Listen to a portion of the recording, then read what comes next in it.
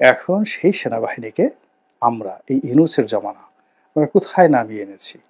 এজন্য কি ইউনূস সাহেব দায়ী, নাকি জেনারেল ওয়াকারুজ্জামান দায়ী, নাকি শেখ হাসিনা দায়ী? এসব আলোচনা করার কোনো সময় নেই। আগে বাহিনীটিকে বাঁচাতে হবে।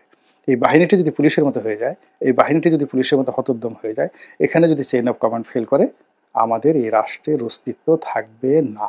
সেখানে আওয়ামী লীগ যখন ছিলাম, প্রধানমন্ত্রী শেখ হাসিনাকে নিয়ে সমালোচনা করেছে, নিষ্ঠুর সমালোচনা।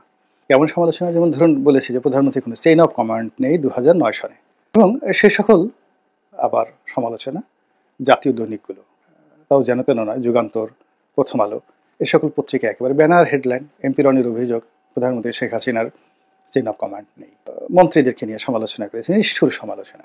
সেই সমালোচনা দীপুমণি বলেন, স্বরাষ্ট্রমন্ত্রী মহিউদ্দিন খান আলমগীর বলেন, অর্থমন্ত্রী আব্দুল মুহিত বলেন, সবাইকে, শাহজাহান খান ছিলেন, মানে যাদের হাতে ক্ষমতা ছিল, পাওয়ার ছিল, তাদেরকে যেভাবে সমালোচনা করেছি, নির্মম এবং নিষ্ঠুরভাবে সমালোচনা করেছি। আবার বিরোধী দলীয় যারা নেতা ছিলেন, সেটা জামাতের আমির বলেন, জাতীয় পার্টির এরশাদ সাহেব বলেন, তারপর বিএনপির বেগম খালেদা জিয়া, তারেক রহমান সাহেব, আমি বলেছি, আমার মতো করে আমি বলেছি, সর্বোচ্চ পর্যায়ে বলেছি এবং এখনো কিন্তু বলে যাচ্ছি। কখনোই বিচার বিভাগ নিয়ে, বিচারপতিদেরকে নিয়ে, প্রধান বিচারপতি নিয়ে, সিটিং প্রধান বিচারপতি নিয়ে, তারপর সেনাবাহিনী নিয়ে, এমনকি একজন সেনা সদস্য নিয়ে কখনো নেতিবাচক কোনো কথা বলিনি। মধ্যে রিটায়ার্ড হওয়ার পরে দুই একজন, যেমন বিচারপতি এস কে সিনহা, উনি চলে যাওয়ার পর তাকে নিয়ে কথা বলেছি। আবার জেনারেল আজিজ নিয়ে, বেনজিরকে নিয়ে কথা বলেছি। কিন্তু যতদিন জেনারেল আজিজ একটা পোর্টফোলিওতে ছিলেন, আমি তাকে নিয়ে কথা বলিনি। অনেকে হয়তো বলতে পারেন যে ভয়ে বলেননি। আরে বাবা, যেখানে শেখ হাসিনাকে নিয়ে আলোচনা করেছি, সেখানে জেনারেল আজিজ কে? জেনারেল আজিজ যখন বিজেপির চিফ ছিলেন, তখন আমি সংসদ সদস্য, একজন মেজর জেনারেল, এবং he was bound to salute me. আমি অন্য মানে সাধারণ সংসদ সদস্যের মতো ছিলাম না যে একজন ডিপ্টি সেক্রেটারি পিছিয়ে পিছিয়ে ঘুরেছি। তো কাজেই ওনাকে নিয়ে সমালোচনা করা আমার জন্য কখনো সমস্যা ছিল না। বা এখন জেনারেল ওয়াকার ছিলেন।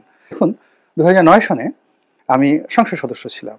মাই designation is as per parliamentary form of government equivalent to prime minister.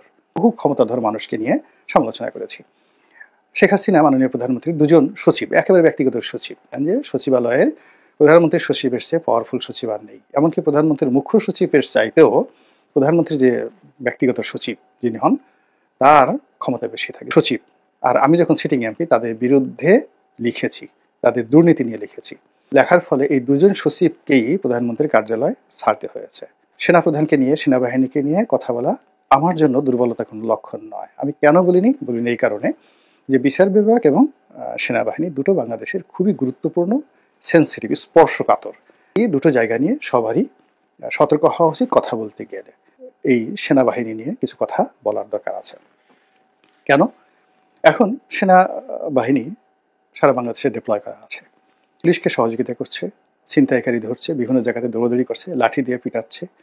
তারপর আমরা বিভিন্ন ভিডিও ফুটেজে দেখতে পাচ্ছি যে বিভিন্ন মানুষকে শাস্তি দিচ্ছে, লোকজন দৌড়াচ্ছে। এরপর দুর্ঘটনার মধ্যে যেটা দেখতে পাচ্ছি যে সেনাবাহিনীর সঙ্গে জনগণ সরাসরি তর্ক বিতর্কে জড়াচ্ছে, অনেকের গালাগাল দিচ্ছে, সেনাবাহিনীর সদস্যদেরকে গালাগাল দিচ্ছে, এবং সেনাবাহিনীর সদস্যদের উপর এসিড নিক্ষেপ করা হয়েছে। আর যে সকল দুর্নাম বদনাম এই অল্প সময়ের মধ্যে ছড়িয়ে পড়েছে, যে মাঠে যারা দায়িত্বরত আছেন তাদের অনেকের বিরুদ্ধে গুরুতর অভিযোগ চলে এসেছে। তাদের কথা শুনেনি পুলিশ, তারা গিয়ে থানায় তাফালিং গিয়ে করে আসছে।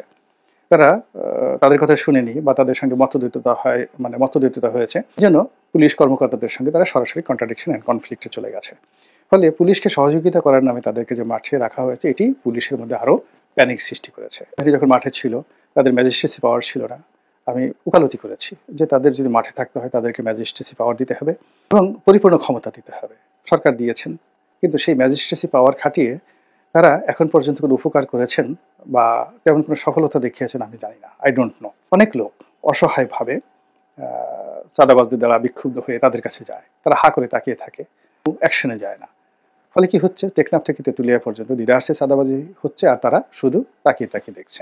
এখন সেনাবাহিনী মাঠে থাকছে, তাদেরকে বেতন দিতে হচ্ছে, ভাতা দিতে হচ্ছে, তাদেরকে এর জন্য আলাদা আমাদেরকে পেমেন্ট করতে হচ্ছে, এবং অনেক সেনা সদস্য এই শীতের মধ্যে তাঁবুতে বসে অনেক কষ্ট করছেন, কিন্তু আমাদের তো আউটপুট আসছে না। জনগণের কাছে তাদের গ্রহণযোগ্যতা কমে গেছে, এবং আগামীতে যে আমরা এই বাহিনীটিকে ব্যবহার করব, জনগণের যদি একবার ভয় ভেঙে যায়, যেটা 1/11 সময় হয়েছিল, ঢাকা বিশ্ববিদ্যালয় থেকে তাদেরকে রীতিমতো তাড়িয়ে দেওয়া হয়েছিল, এবং এই ঘটনাগুলো যদি ঘটতে থাকে একের পর এক ঘটতে থাকে এবং সেই পরিস্থিতি তৈরি হয়ে গেছে, তো কাজেই আমি মনে করি যে এখন সেনাবাহিনীকে মাঠে রাখাটা কোনো অবস্থাতেই, এবং এই বাহিনীর যারা সদস্য রয়েছেন, the member of the arm forces, তাদের জন্য কোনো অবস্থাতেই সম্মানজনক হবে না এবং দেশের জন্য কল্যাণকর হবে না।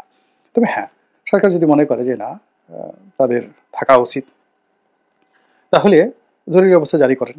মার্শাল ল, যে পূর্ব মুহূর্তে যেটা জরুরি অবস্থা হয়েছে সেটা জারি করেন, এবং সেনাবাহিনীর কর্মকর্তাদেরকে কোর্ট পরিচালনা করার জন্য, কোর্ট মার্শাল করার জন্য তাদেরকে সুযোগ দিয়ে দেন।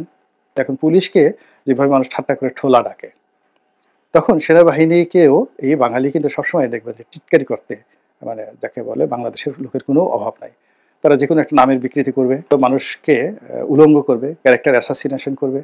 আপনি হাসিনাকে নিয়ে করেছে, খালেদাকে নিয়ে করেছে, এখন ইনুস সাহেবকে নিয়ে এমন সব বাজে বাজে জিনিস এখন ইন্টারনেটে ছেড়ে দিয়েছে। ইনু সাহেব নাচতেছেন, ইনু সাহেব গাইতেছেন, মানে কি না হচ্ছে। এটা হলো আমাদের দেশের একটা চিরাচরিত ফ্যান্টাসি। সেনাবাহিনী, যাদের উপর আমাদের স্বাধীনতা সার্বভৌমত্ব রক্ষা করার দায়িত্ব, এবং সেনাবাহিনী একটা দেশের শান্তি এবং শৃঙ্খলা রক্ষার শেষ অস্ত্র। এই অবস্থায় জাতীয় স্বার্থে একজন নাগরিক হিসেবে আমার নিবেদন সরকারের প্রতি, যে যদি ব্যবহার করতে চান তাদেরকে জরুরি অবস্থা দিয়ে ব্যবহার করেন, না হয় তাদেরকে ব্যারাকে ফিরে নিয়ে আসেন, এবং দরকার হলে আপনি 1 মাস পরে আবার তাদেরকে পাঠান। এতে করে একটা পরিবর্তন আসবে। কিন্তু তারা মাঠে আছে, কিন্তু মাঠে থেকে সুনির্দিষ্টভাবে তারা কিছুই করতে পারছে না। সেনাবাহিনী কোথাও গেছে, কোনো নেতার বাড়ির সামনে দিয়ে সেনাবাহিনী গেছে, ও নেতা ভয়ের চোটে সে খাটের তলে পালিয়ে গেছে।